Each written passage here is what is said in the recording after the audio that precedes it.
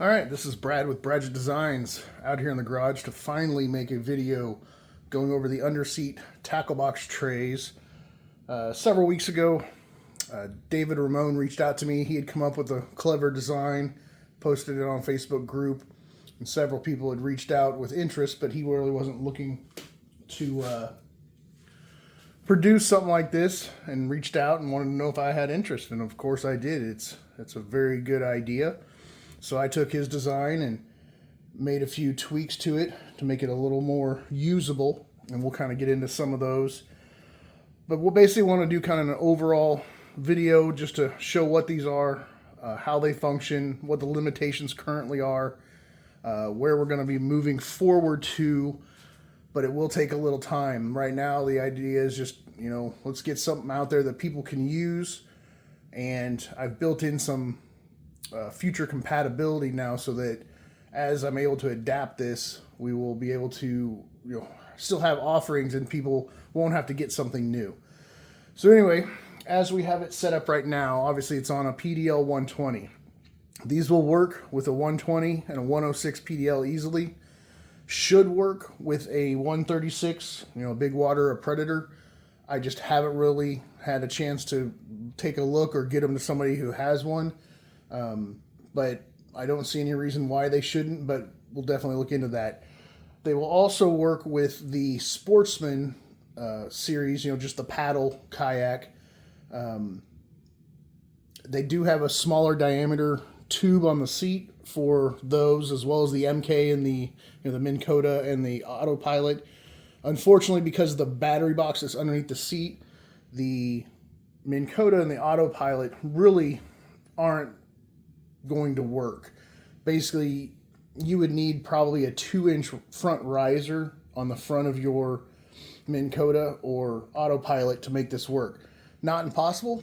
I've seen, there's actually somebody I've worked with that I made something similar to this, not nearly as nice, and he had enough room and clearance to be able to slide something over the top of his battery box. But a typical setup, even with maybe a 1-inch front riser, you're not going to have that clearance over the top. One of the issues, and we'll talk about it now since I have the camera facing this way before I move it, is with these two horizontal poles, the more angle you have, so you can kind of see it here. I kind of pan around a little bit. I've got 3-inch riser in the back and 1-inch of riser in the front, which is our new laser cut 1/2-inch spacers. And as you can see over here, I've got 2 of them stacked up. So I've got 1-inch with the seat rail on top. But essentially, you almost pretty much need at least 1 inch of rise in the back over the front. 2 inches is better. And the reason being is basically the seat under here, it's just tucked up under here, that under seat pocket. And it just, there's a little bit of Velcro. You undo it. I just have it tucked up underneath. I'll show you a bit more later on where I have that. But essentially, because of this angle, if my seat was down more, this angle would be down more, and it'd be more difficult to slide stuff in and out. As you can see, it comes out now. I've got a 37 in here just to show, because somebody asked if a 3700 would fit, and technically, yes. We'll get to that in a little bit. But anyway, just kind of wanted to point it out that highly recommend that you have at least 1 inch rise in the back. And I'll try to show that here shortly. But, if you don't, it's going to be more difficult to get the tackle box in and out. I'm sure a lot of us have probably fought the OEM under seat pocket and trying to get a tackle box in and out. And it's because of that weird angle that causes it to be difficult to get the box out. But anyway, just kind of wanted to go over, some of the basics here. Also going to be looking to adapt this to other kayak brands. There are other ones that are possible. A lot of the kayaks that have seats similar to this or under seat that's not used, we can make it work, hopefully. So anyway, as you see it now, I have it set up kind of in a silly configuration, but somebody did ask if a 37 would fit. Currently, due to the limitations of how long I can make something, this is the pretty much the max length. So a 37 will fit, but you can't you can't flip the seat up with the box in there, and then obviously the box sticks out a little bit, so that's going to be hitting your legs. You know, you may not notice it. I haven't tried this. You may not notice it when you're pedaling, but it's going to be kind of weird. But you can actually get two side by side. Now I'll show you in a little bit that you can turn and have one 137 sideways this way, and it'll fit just fine. Or obviously you could have two 3600 boxes, and that works out just great. Let me pull this out, and I'll show you what I mean.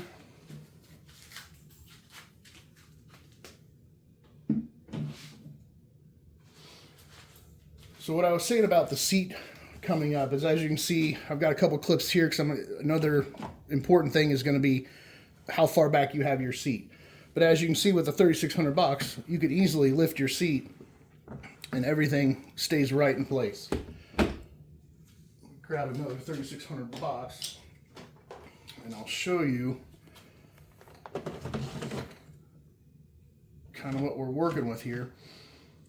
And I'm going to move the camera around just to get a better angle of the back and kind of what we're working with here.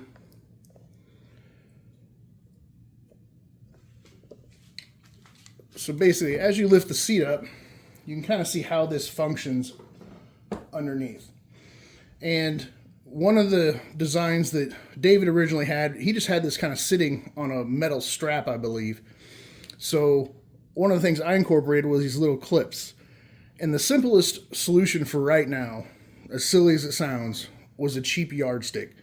You know, they're $1, $2 at a hardware store, and it works. It's not the most elegant. You know, if you don't like the way it looks, you can paint it black, you know, whatever. But it's a cheap, simple solution, trying to keep this affordable for everybody. But as you can see, and then we also have actually some divider slots here, which come in handy, because these will come with, you know, just some little dividers. And what this allows you to do is, you know, put this at a certain spot to where the tackle box isn't going too far back. And as I mentioned earlier, if you had your 3700 and you had it in there sideways, you wouldn't want it to slide all the way back. It'd be way up under the seat. So what you could actually do is put your little divider here, and that'll keep it from sliding too far back. You know, just trying to think of different ways people might use this. So, as mentioned, you know, obviously the elephant in the room is the yardstick here. You know, you could go out, get yourself, I think these are like $10 or something now, 1/8 inch, you know, a 1-inch piece of aluminum flat stock, HN thick. Otherwise, you know, get yourself a cheap yardstick. It's not going to dig into your kayak as much as maybe something metal would. I mean, it's a good solution for now, and it makes this quite usable. You know, one of the things that we really kind of wanted to, you know, set this up for was just to be adjustable for different tackle boxes too. You know, we all have different size tackle boxes. Some of them are a little wider, you know, have more things hanging off of them. And so the beauty of this is you can slide, you know, each one of these to wherever you need it to make it wider or more narrow. There is some additional room. There's really not a lot to get, you know, a bunch of stuff put in there, but it's enough to, you know, get two tackle boxes in a usable space to where, you know, I used to have two tackle boxes under here, but it was always a pain to get to. You know, as I mentioned earlier, that the way this used to go around this bar, it's just a piece of Velcro. So all I did was just kind of tuck it, roll it up in here. That way you don't have to worry about cutting it off or anything like that. And it stays out of the way pretty good so far. You know, at some point maybe I'll figure out some way to run something just to kind of hold it up nice and tight. But, you know, overall it should work fine as long as you keep it tucked up in there. So basically, you know, that's the gist of it. Now, as you can see, you know, back here I've got our riser system, our rear riser system, and I've got 3 inches. on the back, and then, as I mentioned, 1 inch in the front. So that really gives that good angle. And I'll show you as I put this back down here, kind of what I'm talking about, the angle of the box coming out between, these two poles on the front are closer to vertical, which gives more space for the box to slide in and out. As you come down further, for instance, if I took out, if I take out the risers, move that out of the way. Now you can see that this is much lower, and to be honest, I can't even get the box out of the front here. I mean, it is really in there. So that's why I'm saying, it really is a benefit to, have some sort of seat risers. And as I think most people have found out, they really are beneficial. They don't really hurt the stability of these kayaks, make it a lot easier to stand up. Especially, some of us have old knees that are all worn out. So definitely check out the riser system. Makes it really easy. With just a change of 2 screws, you can adjust your seat riser height by 1/2 inch increments.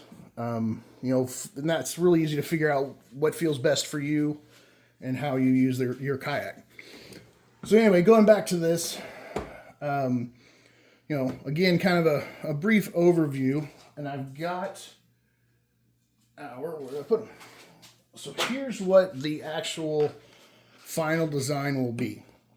And what I ended up doing, and I put out an image showing this, but I ended up making this kind of modular. One, it makes it nice because these clips, there's a potential they might break. Well, now it's very easy for me just to get you a replacement clip.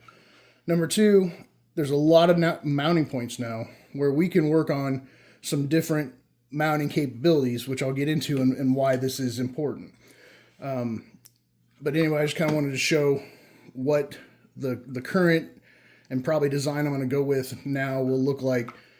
And each, it'll come with a set of 2, obviously.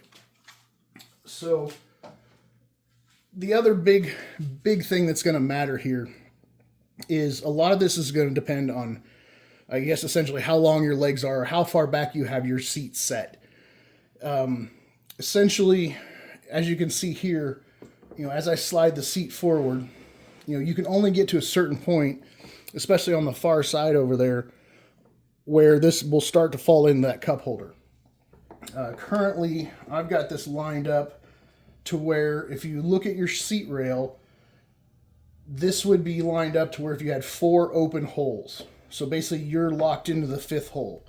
So this is doable at this length.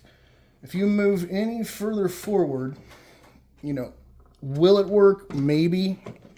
But basically, as you can hopefully see way over there, you are right at the edge of that cup holder. So really, it's essentially, if you have 4 open holes on your seat or more, or you're further back, then this should work, because obviously you can trim down this yardstick, get it to wherever you need it to go, and any further back, it'll rest on these 2 side, I don't know, I guess they're gunnels, and it'll sit just fine. Again, not the most elegant solution, but it's a simple one that works for now. We will, I'm still going to be working on some better solutions, because the other challenge is going to be, I would like for this to sit down further into the space here.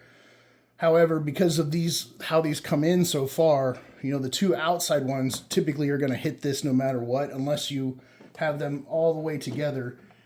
And it's possible, but having them have it slope down more will be more of a benefit for anybody that doesn't have higher seat risers.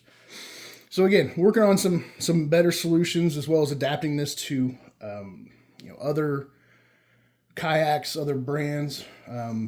Currently, I kind of like the way that it lifts up like this, so you can easily get under the seat if you need something, and you don't have to worry about this flipping up with the seat. So, I'll be kind of messing with this for a while just to see how well it works. But hopefully that's, kind of a quick overview, not very quick, but enough information just to kind of hopefully answer some general questions. As always, reach out if you have any questions. I'm going to bring the camera over here just to show you what I meant when I was talking about the 4 open holes on your seat rail. So essentially, if you start counting the holes, and as you can see here, there's basically 6 holes open. So when I was talking earlier, I had it, up to about here with 4 open holes. So that's going to be about the limit. If you have it set shorter, shorter person, shorter legs, and you like it closer to the PDL, still working on some solutions. I've got some ideas, so, hang in there. But for right now, at least, just trying to be transparent that it's probably not going to work out the best. But I would say if you have, like I said, 4 holes and beyond, this should be able to work out pretty well for you. As always, reach out with any questions. Happy to help. And if you have any other suggestions, if you'd like to get this on your kayak that's not an Old Town, reach out. Let me know. I'm happy to try to make this work for everybody. I know this is something I've been looking for a long time, and I'd mess with the idea. Just never really got around to getting something that's working. And now, after David reached out, we've got a really good solution that we can move forward with, and then finding better ways to support this back end that's maybe not so cheap. I wouldn't say cheap. I mean, this is going to work. This wood's going to last for a long time. And if not, it's $1.50. But anyway, again, reach out with any questions. Hopefully this answers most of the general questions, and we'll have these up on the website very soon for purchase. And as always, I appreciate it. Thank you.